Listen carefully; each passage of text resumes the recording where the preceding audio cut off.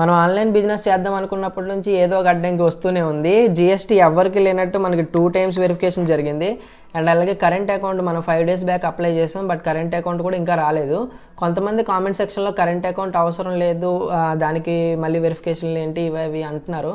అవి నాకు ప్రాసెస్ తెలీదు, బట్ నేను ఎప్పుడు కూడా ఏదైనా ఇది ఉండాలి అంటే ఎలా అయినా అది అరేంజ్ చేయడానికి ట్రై చేస్తాను. ఎందుకంటే మళ్ళీ మనం ఆల్టర్నేటివ్ వేసి ఎత్తుకొని అప్పటికి స్కిప్ చేసేయచ్చు, కానీ ఫ్యూచర్లో మళ్ళీ మన బ్రాండ్ బిల్డ్ అయిన తర్వాత ఏదైనా లీగల్ ఇష్యూస్ వస్తే ఇబ్బంది అవుతుంది.